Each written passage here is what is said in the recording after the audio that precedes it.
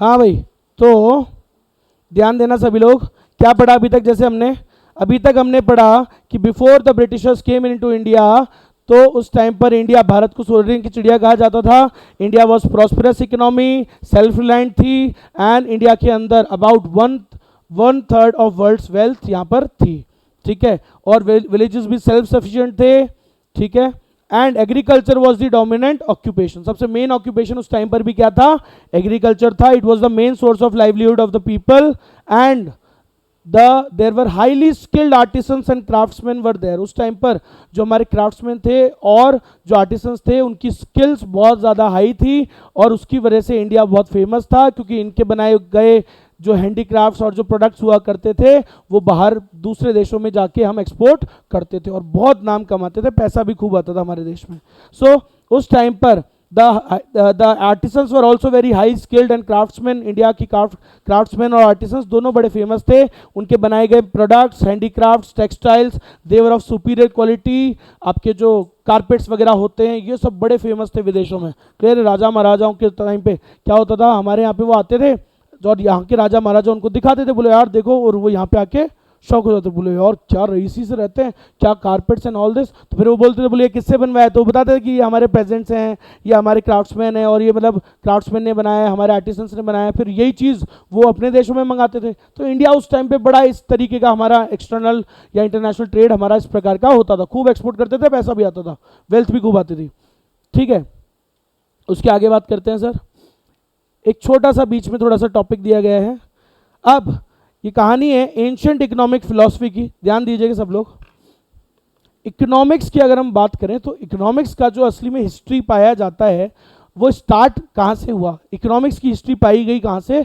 कौटिल्य के टाइम से। Kautilya also called Chanakya, he was the minister of Chandragupta Maurya. Mauryan empire सुना होगा बचपन में कभी हल्का फुल्का। तो मौर्यन एम्पायर जो थे, उनका मिनिस्टर कौन थे? मेन मिनिस्टर उनके कौन थे? चाणक्य, या क्या बोलते हैं उनको? कौटिल्य। और सारी जो पब्लिक पॉलिसीज थी उनकी, कि कैसे राज्य को चलाना है, साम्राज्य चलाना है अपना, कैसे इस एम्पायर को चलाना है, कहाँ से पैसा अर्न करेगा एम्पायर में, कहाँ से पैसा आएगा, कहाँ कहाँ खर्चा करेंगे, बजट वजट, वो मतलब एक तरीके से सब कुछ कौन प्लान करता था उनके लिए?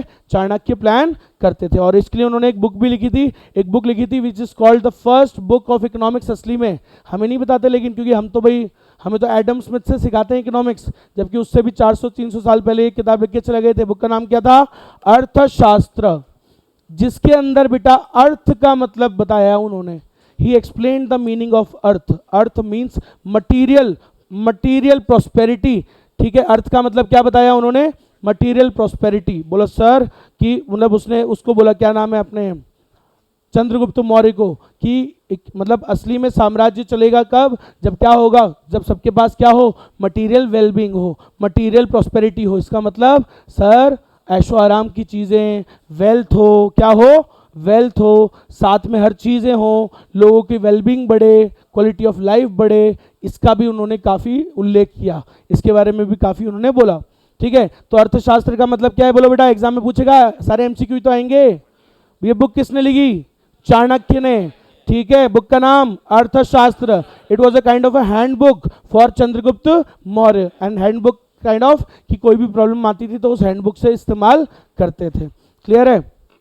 Chandragupta was the founder of Mauryan empire. वो बुक में क्या लिखा हुआ था? How to reign over the kingdom, कैसे किंगडम को चलाना है। क्लियर है क्या? उसके लिए बुक लिखी, बुक का नाम अर्थशास्त्र। अर्थशास्त्र में क्या होता है? अर्थशास्त्र means it's the science of, शास्त्र मीन्स साइंस। किसकी साइंस? अर्थ की साइंस। अर्थ का मतलब क्या होता है सर? मटीरियल प्रॉस्पेरिटी और the means of subsistence of humanity, which is primarily called wealth. सुनिएगा, एंड सेकेंडरीली इट मेंट लैंड। अर्थशास्त्र के दो मतलब थे। मेनली उसका क्या मतलब था? वेल्थ। और सेकेंडली उसका क्या मतलब था? लैंड। भाई जब चंद्रगुप्त मौर्य ने पूछा, बोला भाई साहब चाणक्य भाई साहब, समझ में नहीं आया क्या बोले आप अर्थशास्त्र का मतलब? तो उसने समझाया अर्थ का मतलब है दो, मटीरियल प्रॉस्पेरिटी होना। तो बोला सर अभी भी नहीं आया समझ में। तो बेटा सुन, पहले का मतलब है यहाँ पे अर्थ का नॉर्मली मतलब होता है क्या? वेल्थ। और वेल्थ के साथ साथ लैंड, दो। तो याद रखिएगा, वेल्थ इसका प्राइमरी मतलब क्या होता है? वेल्थ। अर्थशास्त्र के अंदर अर्थ का प्राइमरी मतलब वेल्थ, सेकेंडरी लैंड। गारंटी इन्हीं में से ही आएंगे क्वेश्चन। एक एक, इसलिए करा रहा हूँ ये चैप्टर। ठीक, जो पढ़ेंगे वही आएगा। हाँ भाई, उसके बाद उसके अंदर उस बुक में और लिखा हुआ था the importance of robust agricultural initiatives, कि एग्रीकल्चर क्या होना चाहिए, रॉबस्ट होना चाहिए, तभी किंगडम अच्छे से चलेगी। ठीक है, एंड उसके अंदर काफी बोला गया था about the abundant harvest. Harvest हमेशा क्या होनी चाहिए, अबेंडेंस में होनी चाहिए, सप्लाई क्या होनी चाहिए, खूब होनी चाहिए, आउटपुट क्या होना चाहिए, खूब होना चाहिए। क्लियर है क्या, क्योंकि अगर ये खूब होंगे, खूब हार्वेस्ट होगी, खूब एग्रीकल्चरल आउटपुट होगा, तो ही आपके खजाने ज्यादा होंगे, state treasury will be high. एक और बात बताता हूं, तो लिखा भी है लेकिन मैंने उसको हाईलाइट नहीं किया क्योंकि इतना इंपॉर्टेंट मुझे लगा नहीं। क्या टैक्सेस उस टाइम पे चाणक्य ने जो बताए थे, वो चाहे प्राइवेट बिजनेसेस हो, प्राइवेट सेक्टर का बिजनेस हो, इंडिविजुअल्स का, या जो साम्राज्य, जो सरकार का, मतलब चंद्रगुप्त मौर्य का जो जो जो बिजनेसेस थे, उन दोनों में ही इक्वल टैक्सेस चार्ज होते थे।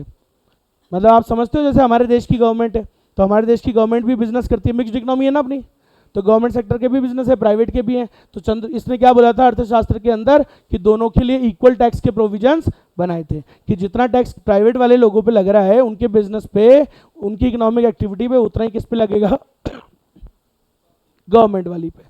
ऐसा इसमें बोला गया, लेकिन मुझे इतना इंपॉर्टेंट नहीं लगा, इसलिए मैंने अंडरलाइन नहीं किया। ये रहा, taxes which were charged equal for private and state owned businesses, चाहे बिजनेसेस प्राइवेटली ओन्ड हो, अरे आम जनता के बिजनेस हो, चाहे सरकार के बिजनेस हो, सभी पे इक्वल टैक्सेस का प्रावधान इस किताब के अंदर था।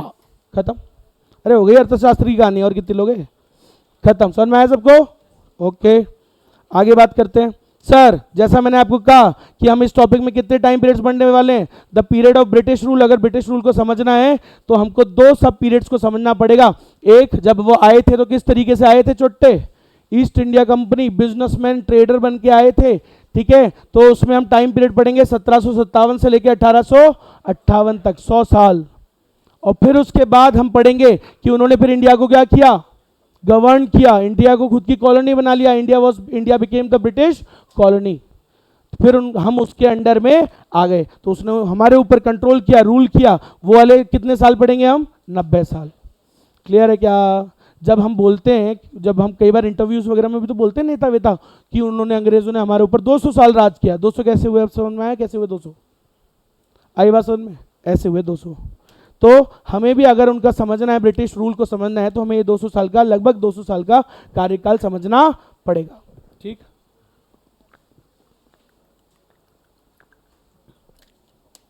आप बोलो अभी तक किसी को कोई भी समझ में नहीं आया हो तो ऐसा बताओ, कुछ कोई बात, पक्का। सिर्फ बस थोड़ा सुनते रहो, और कुछ है नहीं, खेल ही नहीं है। तो बेटा ऐसी चला दे, गर्मी लगेगी तुम्हें, मेरे को गालियाँ दोगे। हाँ भाई, ऑनलाइन में भी कोई प्रॉब्लम बेटा किसी को, सब हाईलाइट किया हुआ है, कुछ हाईलाइट आपको अभी नहीं करना है, सिर्फ सुनना है। हाँ भाई, तो स्टार्ट करते हैं हम लोग पढ़ना आगे का, जो आज सोच के आया हूं। देखो भाई, सर अगर हम ये 190 साल की बात करें, तो इनिशियली चलो स्टार्टिंग के 100 साल की बात करते हैं हम। स्टार्टिंग के 100 साल जब वो आए थे as a trader, East India company बन के, तब उस टाइम पे हमारे जो एक्सपोर्ट्स थे, सर मैंने क्या कहा था, द एक्सपोर्ट्स बड़े फेमस हुआ करते थे ना, अंग्रेजों के आने से पहले हमारे एक्सपोर्ट्स, बोला था मैंने, बहुत फेमस थे दूसरे देशों में। लेकिन सालों ने आते ही चोटों ने क्या किया, उनके ऊपर क्या लगा दिया, एक्सपोर्ट्स के ऊपर टैरिफ लगा दिया। So they impose heavy tariffs on our exports of finish goods. मतलब हम जो फिनिश गुड्स उनको भेजते थे, फिनिश मतलब रेडी करके, रेडी गुड्स, ठीक है, या ये हैंडीक्राफ्ट्स और ये सब जो कारपेट्स वगैरह जो बेच के खूब कमाते थे हम, ज्वेलरी ये सब खूब हम एक्सपोर्ट करते थे। लेकिन उसके एक्सपोर्ट पर इन्होंने क्या लगा दिया, heavy import duty, heavy export duty या टैरिफ्स लगा दिए। क्लियर है सर। एंड इन्होंने बोला अच्छा तुम हमसे जब गुड्स लोगे, भाई जैसे एक एग्जांपल दिखा देता हूं, डायग्राम बनाने से भी समझते ही जनता आसानी से। देखो भाई, तो क्या बोला इन्होंने, ध्यान देना कि भाई ये है इंडिया, ये है, जब इंडिया एक्सपोर्ट करेगा दूसरे देशों को, एक देश को दूसरे देशों को एक्सपोर्ट करेगा, तो इंडिया के एक्सपोर्ट्स पे क्या लगा दी भाई साहब, हैवी ड्यूटी लगा दी। ठीक है, और इसने बोला अगर तुम हमसे कुछ गुड्स लोगे, किससे, ब्रिटेन से, तो अगर हमसे कुछ गुड्स लोगे तो यहां से जो तुम इंपोर्ट करोगे उसके ऊपर इन्होंने क्या कर दिया, उसको फ्री कर दिया, कोई ड्यूटी नहीं रखी। तो ड्यूटी फ्री इंपोर्ट्स बोला हमसे, ताकि ताकि हम उनसे खूब यहाँ पे गुड्स मंगाएं और हम गुड्स दूसरों को ना बेचें, इसलिए हमारी क्या लगा दी, एक्सपोर्ट ड्यूटी हाई कर दी। इसको करने के दो कारण, हमारी कमाई उन्होंने क्या कर दी, एक तरीके से कम कर दी ना। जब हम एक्सपोर्ट ही नहीं कर पाएंगे, हमारे गुड्स वहां जाएंगे नहीं, तो वहां से हमारे पास पैसा आना बंद हो जाएगा। और खुद के गुड्स के ऊपर क्या लगा दी उन्होंने, कोई ड्यूटी नहीं लगाई, क्यों, ताकि उनके गुड्स की डिमांड हमारे मार्केट में बढ़े। तो वो यही चाहते थे। इसी पॉलिसी को क्या बोला जाता है, याद करो, 12वीं क्लास में सिखाया, एक्सपोर्ट्स पे ऊपर लगा दी हैवी ड्यूटी, और इंपोर्ट करने पे अगर हम उनसे गुड्स मंगाएंगे, हमारे देश में इंपोर्ट करेंगे, तो कोई ड्यूटी नहीं देनी, आराम से मंगाओ, खूब मंगाओ ब्रिटेन से। ऐसा क्यों किया, इसको क्या पॉलिसी बोलते हैं, डिस्क्रिमिनेटरी टैरिफ पॉलिसी। भेदभाव है ना सर, है। हम जब दूसरे देशों को बेच रहे हैं तो हमारी तो ड्यूटी को बढ़ा दिया तुमने, हैं, ताकि हमारे गुड्स क्या हो जाए, महंगे, और वो हमसे ना लें। और खुद जब हमारे देश में क्या बेच रहे हो गुड्स को, तो क्या है, वो कम कर दिया तुमने। ये तो गलत है ना सर, अटक गया फिर से, ये भी अटकता रहता है। हो, सही जगह अटका है। लो देखो, समझ गए। तो इसको क्या बोला जाता है, डिस्क्रिमिनेटरी टैरिफ पॉलिसी बोला जाता है। भेदभावी तो है। अरे आई के बाद समझ में। So they impose the Indian exports of finish goods were subjected to high tariffs, उस पर लगा दिया हाई टैरिफ्स। और इंपोर्ट्स पे जो अगर हम बोला हमारे देश से अगर मंगाओगे तो इस पर कोई तुमसे इंपोर्ट ड्यूटी नहीं लेंगे। तो सर ये तो दिमाग लगा लिया उन्होंने, डिस्क्रिमिनेटरी टैरिफ पॉलिसी इसको बोलते हैं। क्लियर है। एंड ये हाई हमारे एक्सपोर्ट पे क्या लगा दिया उन्होंने, हाई ड्यूटी, और इससे हमारे एक्सपोर्ट्स की क्या हो गई, वहां पे दूसरे देशों ने हमसे एक्सपोर्ट करना कम कर दिया, क्योंकि महंगे हो गए ना यार। अरे पढ़ाए सबने, एक्सपोर्ट ड्यूटी लगाने से गुड्स क्या हो जाते हैं, महंगे। तो अब हमसे वो क्यों खरीदेंगे कारपेट, क्योंकि हमारे कारपेट्स क्या कर दिए उन्होंने, महंगे कर दिए। So because of this the Indian goods loss their competitiveness in international market. हमारे गुड्स की जो कॉम्पिटिटिवनेस थी वो क्या हो गई, कम हो गई, क्योंकि उस पर लगा दिया हैवी एक्सपोर्ट ड्यूटी। ठीक, उसके आगे देखो, ये मैंने तो नहीं किया, कैसे हो गई,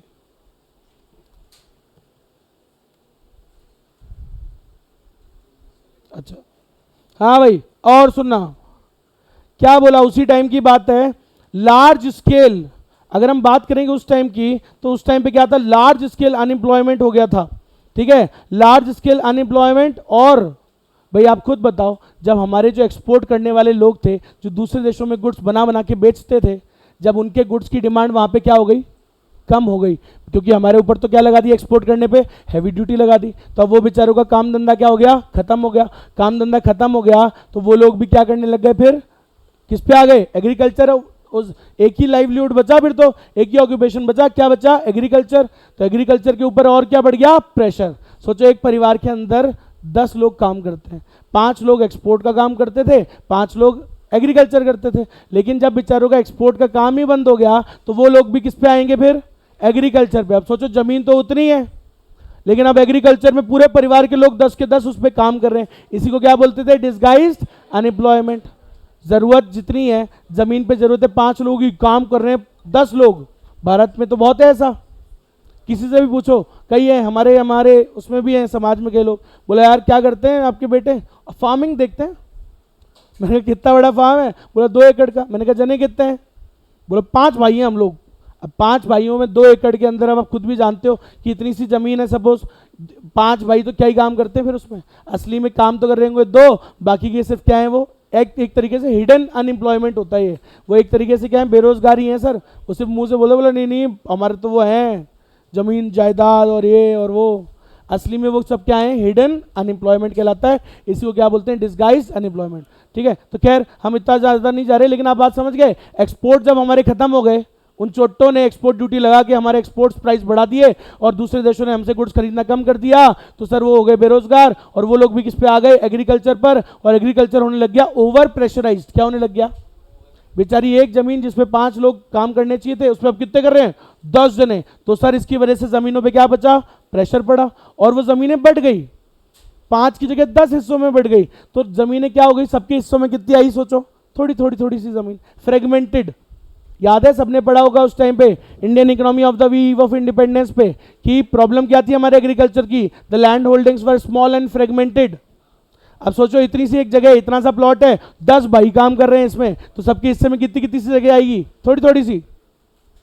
समझ गए क्या? तो थोड़ी थोड़ी सी जगह आई सर, क्योंकि सर प्रेशर हो गया लैंड के ऊपर, एग्रीकल्चर प्रेशर पड़ा और लैंड को बट गया छोटे छोटे हिस्सों में, छोटे छोटे हिस्सों में बटेगा तो बताओ प्रोडक्टिविटी बहुत ज़्यादा होगी क्या? नहीं। तो सर लैंड की प्रोडक्टिविटी क्या थी? बहुत ही कम थी। गरीबी और बढ़ गई। तो सोचो उन्होंने हमारे एक्सपोर्ट को किया खराब और उससे प्रेशर बढ़ा एग्रीकल्चर पे, एग्रीकल्चर में और फ्रेगमेंटेड हो गई लैंड होल्डिंग्स प्रेशर होने की वजह से, और उसकी भी क्या हो गई? प्रोडक्टिविटी बहुत डाउन हो गई, प्रोडक्टिविटी हो गई डाउन और गरीबी बहुत ज़्यादा हो गई उस टाइम पे। उसके आगे क्या बोला? सुनना, साथ साथ उस समय क्या चल रहा था? There was shift of taste and fashion of Indians in favour of imported goods. हम धीरे धीरे ज़्यादा हमारा जो टेस्ट प्रेफरेंस फैशन है किस तरफ रुझान बढ़ने लग गया? वेस्टर्न कल्चर की तरफ। हम लोग उनके गुड्स की तरफ ज़्यादा उनकी तरफ इंक्लाइन होने लग गए, क्योंकि हमारे जो देसी वाले गुड्स थे, जैसे खादी के कपड़े थे, वो तो सपोज 400 रुपये के आ रहे हैं और वहाँ से machine made goods, T shirt वी शर्ट पैंट वैंट 100 रुपये में आ रहे थे। तो इंडियंस लोग भी भाई कहाँ 400 रुपये देंगे और यहाँ 100 रुपये में विदेश से गुड आ रहा है, तो भाई लोग फिर कौन से गुड्स ज़्यादा खरीदने लग गए? ब्रिटेन के गुड्स ज़्यादा खरीदने लग गए। तो ये भी एक प्रॉब्लम उस टाइम पर थी, that people were start shifting towards the imported goods, उनका उस तरफ रुझान ज़्यादा बढ़ने लग गया। तो इससे क्या हुआ बेटा? हमारे खादी वाले जो चरखे वरखे चलते थे वो वाली इंडस्ट्रीज हो गई डाउन, क्योंकि उनसे कोई प्रोडक्ट खरीद ही नहीं रहा था। तुम खरीदते हो पजामे कुर्ते खादी के? है भी क्या किसी के पास खादी का पजामा कुर्ता? सोचो आप, समझ गए ना सब? तो खादी के कपड़े अब हम लोग पहनते ही नहीं ना, क्योंकि एक्सपेंसिव भी बहुत आते हैं सर, और उधर मशीन मेड गुड्स आने लग गए थे भारत के अंदर ब्रिटेन से उस टाइम पर। तो सर लोग ज़्यादा क्या खरीदने लगे? ब्रिटेन के गुड्स खरीदने लगे, because they were cheap and properly manufactured, क्योंकि they were machine made goods. Bharat के अंदर जो धोती कुर्ता होते थे वो कैसे होते थे? हैंडमेड होते थे। तो सर किसी में धागा निकल रहा है, किसी में क्या निकल रहा है, तो लोग ज़्यादा क्या खरीदने लग गए? इंपोर्टेड गुड्स खरीदने लग गए। तो उससे हुआ क्या? हमारी डोमेस्टिक इंडस्ट्रीज क्या हो गई? खत्म। जब उनसे तुम खरीद ही नहीं रहे हो, आज भी नहीं खरीद रहे हम तो, अरे आज भी नहीं खरीद रहे ना, खूब खरीद रहे हो, एडिडास नाइकी खरीद रहे हो ना, प्यूमा। बेटा ये इंडियंस नहीं है, इंडियन कंपनीज नहीं है, पैसा सब बाहर जाता है। चलो लेकिन बात समझ में आ रही है ना? हमारी इंडियन इकोनॉमी पे तो बुरा प्रभाव पड़ा ना सर इसका? अरे बातें नहीं भाई, इंडियन इकोनॉमी पे बुरा प्रभाव पड़ा क्या? अभी पहले पॉइंट में क्या समझ में आया?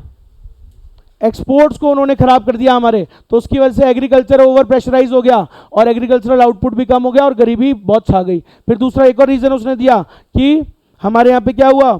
जो लोगों का टेस्ट प्रेफरेंस फैशन था वो रुझान ज्यादा किधर हो गया? वेस्टर्न गुड्स की तरफ, बिकॉज दे वर चीप।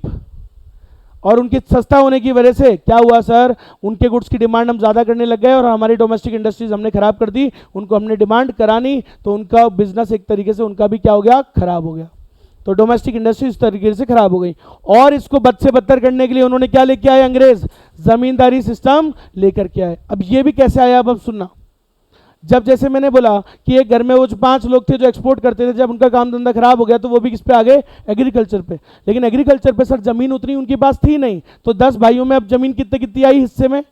बहुत थोड़ी थोड़ी सी। अब उस थोड़ी में क्या ही गेहूं उगा लोगे तुम, क्या ही सब कुछ उगा लोगे? तो कुछ प्रोडक्शन कर नहीं पा रहे थे। तो मान लो लोकेश उनमें से एक था, लोकेश ने क्या किया भाई? लोकेश को किराए पे जमीन खरीद, इसने किसी से बोला, जो बड़े बड़े जमींदार थे है ना, राजा महाराजा थे, तो उनसे जाके किराए पे इसने बोला मेरे को थोड़ी सी जमीन का हिस्सा आप दे दो, ठीक है, किराए पे, मैं आपको खेत वेत जोतूंगा और इसका किराया विराया दे दूंगा, ठीक है। तो ऐसे ही उस टाइम पे हुआ था। उस टाइम पे बहुत सारे लोग, क्योंकि जो उनकी खुद की लैंड होल्डिंग है बेचारों की, जो गरीब लोगों की खुद की जो सॉइल होती थी, खुद की जो जगह होती थी, वो बहुत छोटी छोटी होती थी। अब उसमें तो क्या ही एग्रीकल्चरल आउटपुट होगा।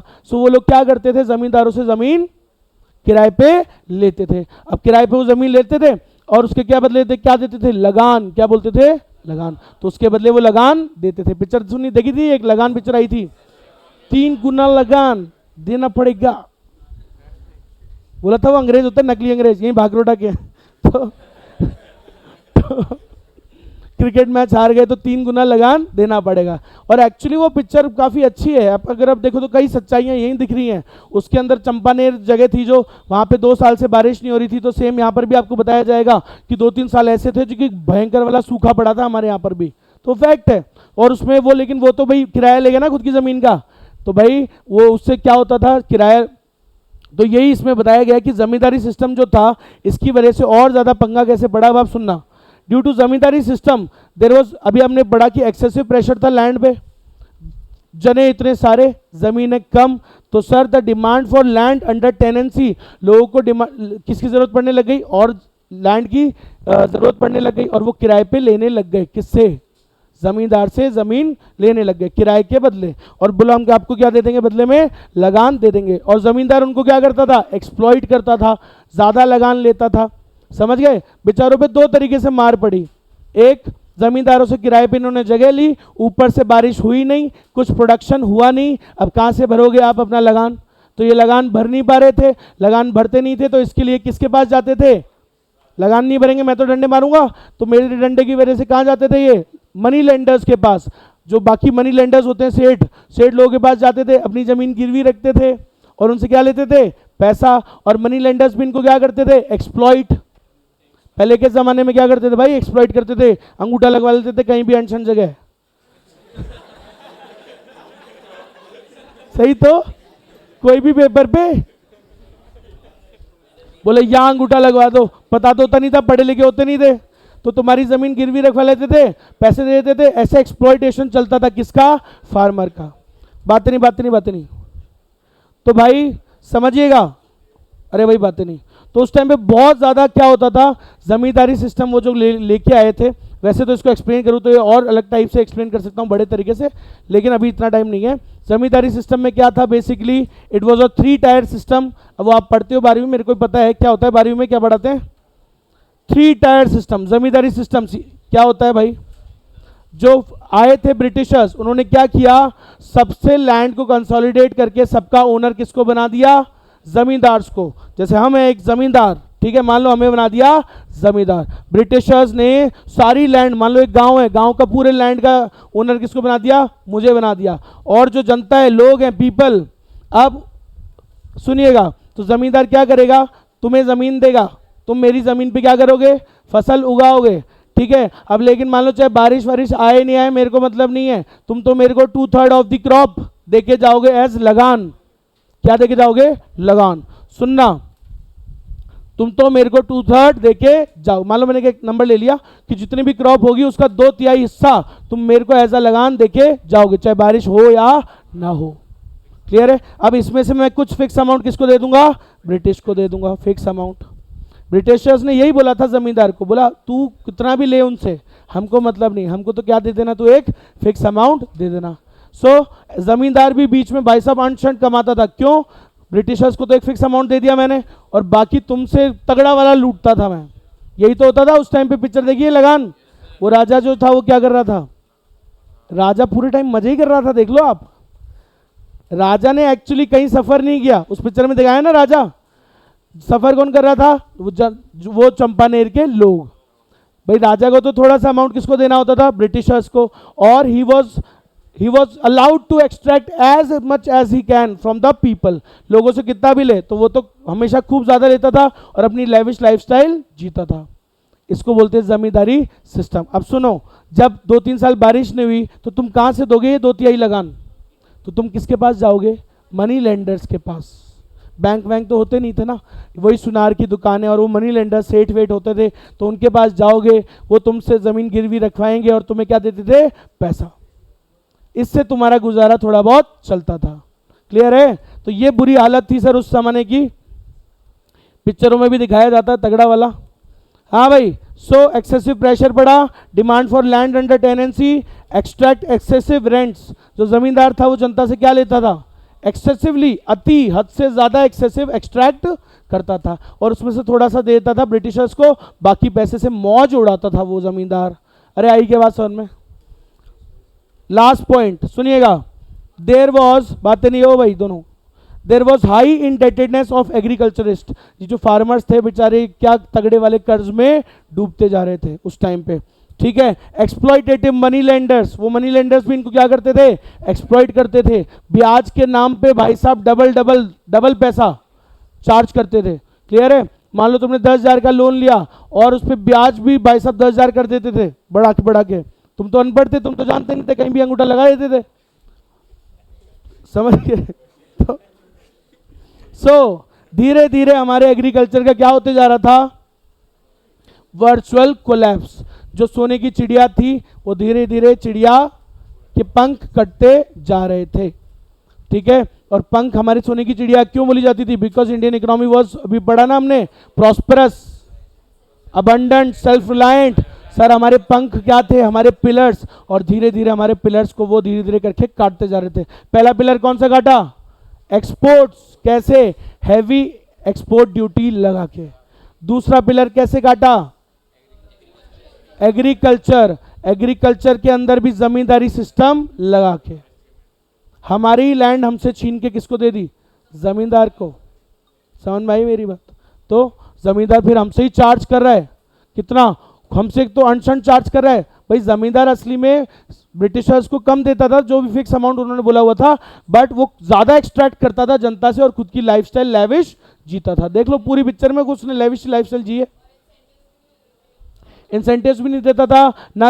अब सोचो मेरी जमीन पे तुम वो उगा रहे हो, लेकिन ना तो मैं तुम्हारे, अपन है पार्टनर कि जब प्रॉफिट आएगा तो 2/3 तुम मेरे को दोगे, लेकिन मैं कॉस्ट में कुछ भी शेयरिंग नहीं करता था। लागत सारी तुम्हारी, तुम पूरी मेहनत करके प्रोडक्शन करोगे और उसका सीधा 2/3 में ऐसे ही ले जाऊंगा।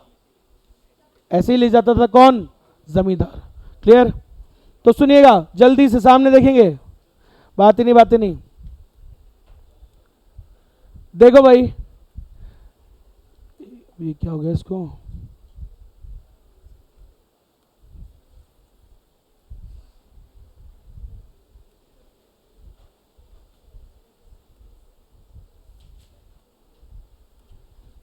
हाँ भाई नेक्स्ट पॉइंट ध्यान देना सब लोग। सो क्या समझ में आया सर? धीरे धीरे हमारे क्या करते जा रहे थे? वो सारे इंडियन इकोनॉमी के पिलर्स काटते जा रहे थे। और कोई तो पिलर्स थे भी नहीं ना हमारे यहाँ पे उस टाइम पे। कोई इंडस्ट्रीज थी ही नहीं, कोई हैवी इंडस्ट्रीज थी ही नहीं। अभी आपको यही इसी इंडस्ट्री पे ही आ रहे हैं। ये लो अगला पॉइंट ही यही है। Factory based production did not exist in India till 1850। 1850 तक हमारे यहाँ पे कोई फैक्ट्रियां वैक्ट्रियां नहीं हुआ करती थी सर। समझ में आई मेरी बात? तो मॉडर्न, बातें नहीं यार भाई, modern industrial enterprises started to grow in mid 1920 1920-30 में जाकर के थोड़ी थोड़ी इक्का दुक्का हमारी इंडस्ट्रीज, मॉडर्न इंडस्ट्रीज स्टार्ट हुई। ठीक है, उस टाइम पे कौन सी इंडस्ट्रीज हुआ करती थी? थोड़ी बहुत कॉटन मिलिंग इंडस्ट्रीज। ठीक है, it grew steadily. And jute mills, जो हमारा जो बेसिकली जूट का जो कारोबार है वो बंगाल के आसपास, बांग्लादेश जो आज की डेट में है उस साइड काफी ज्यादा स्प्रेड था जूट वाला, है ना। So jute mills also expanded around Calcutta, उस एरिया में। And the Indian jute mill industry became the largest in the world. क्या बन गई? लार्जेस्ट इन द वर्ल्ड बन गई थी उस टाइम पर। ठीक है, 19वीं सेंचुरी के एंड तक आते आते we became the largest jute industry in the world. ठीक, और सुनिएगा इसके अलावा और कौन सी इंडस्ट्रीज थी? ये तो दो ही हुई, कॉटन और जूट। और कौन सी इंडस्ट्रीज धीरे धीरे स्टार्ट हुई? पेपर इंडस्ट्री चालू हुई, लेदर के स्टार्ट हुए चीजें, माचिस वगैरह बनाना। माचिस तो जरूरी होती थी, बीड़ी है कि नहीं? अब पुराने डोकरे बीड़ी कैसे पिए? बाटे मार की बीड़ी पीते थे वो जब तक पड़ा है ना वो स्टोन, है ना, स्टोन फायर, है ना। बड़ी मुश्किल होती थी बीड़ी पीने में। सिगार होता था उस टाइम पे। उस टाइम पे कौन सा सिगार होता था बे? चिलम बोलते हैं उसको चिलम बोलते हैं, वो चिलम होती है वो जो बाबा बाबाओं के पास दिखता है मोटी वाली, वो चिलम होती है, सिगार नहीं होती है मिट्टी की चिलम होती है। उसमें क्या होता है? वो होता है तंबाकू बढ़ते हैं, जर्दा बढ़ते हैं उसमें, वो अलग होता है रे। तू भी अलग ही है। कौन? तू एक्सपीरियंस्ड है? अच्छा ऐसा, फिर ठीक है। मेरे को हर चीज का एक्सपीरियंस है भाई, मैं हर चीज करके ही बोलता हूं हाँ भाई, सब दीदी एवरीथिंग। अंगूठा मैं क्यों लगाऊंगा? अंगूठा मेरे को साइन करना आता है।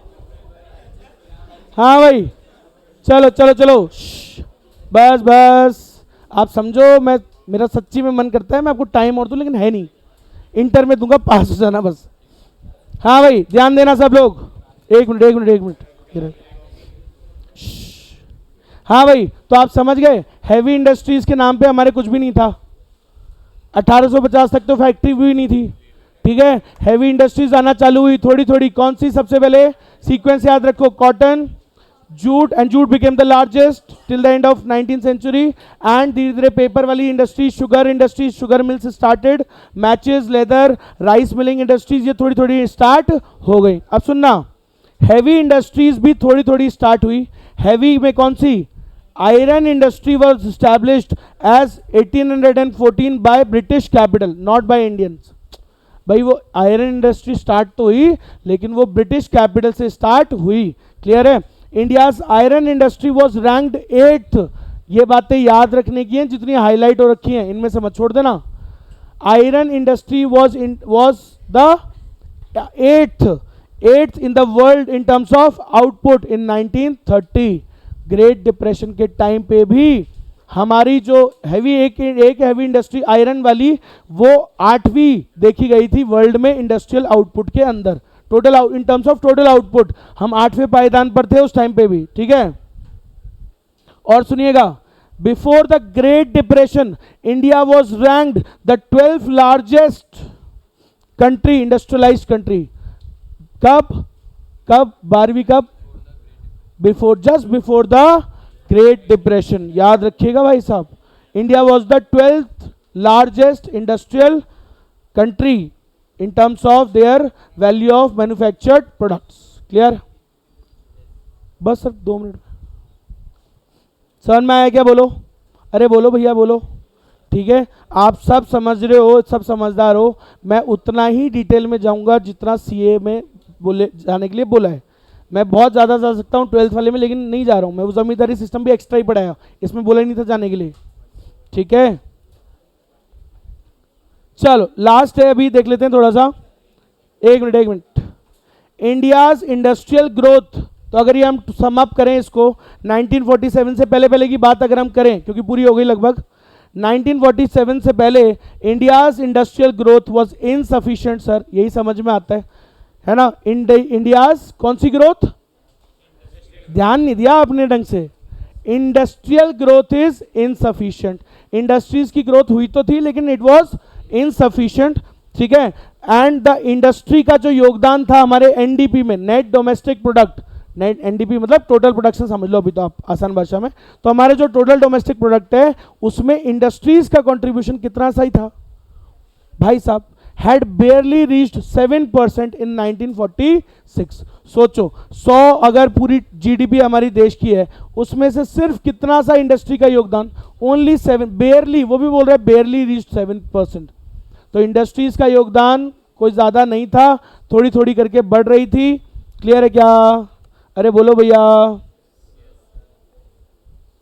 चलो, तो ये हो गया आपका 1947 तक का हिसाब। ठीक है, इसके बाद हम पढ़ेंगे 1947 के आगे वाला हिसाब। ठीक है, चलो बेटे, पेज ही पेज निपटेंगे यहाँ पे। आज अपने को टाइम पूरा नहीं मिला, इसलिए सुनो, खाना वाना यार दूसरे कोई और क्लास में निपटा लिया करो, मेरे वाले में वैसे टाइम कम पड़ जाता है। 35 मिनट भी नहीं पड़े अपन। हाँ तो आप समझ गए ना, मेरे पास 35 मिनट भी नहीं मिल रहे, मैं कितना कंप्लीट करूँ? सोच के आया था 7 पेज, टोटल ये है 30 पेजेस का चैप्टर। 30 में से 7 आज सोच के आया, तो 7 4 से 28 होता है ना। 4 दिन में सोचा है।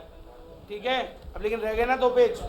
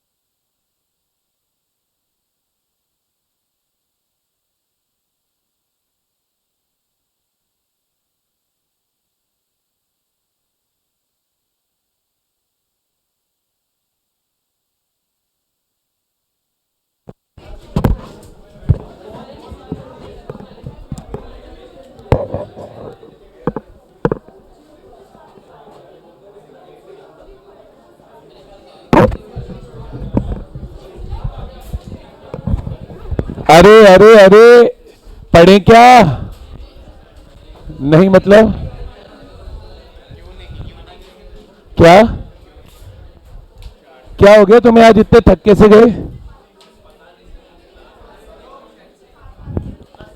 आज तो पढ़े भी नहीं हो तुम। अच्छा, तुम आए भी जल्दी थे। कितने बजे आए थे आज आप लोग?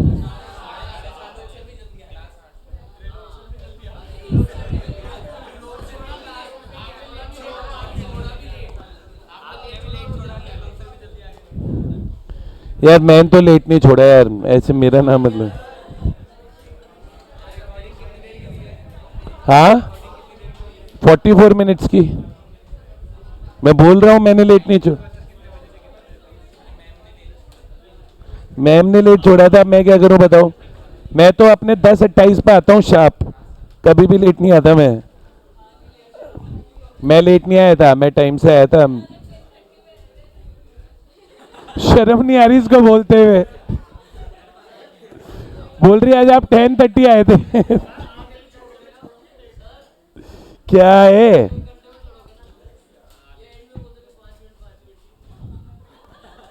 मैंने कब बोला 5 मिनट 5 मिनट?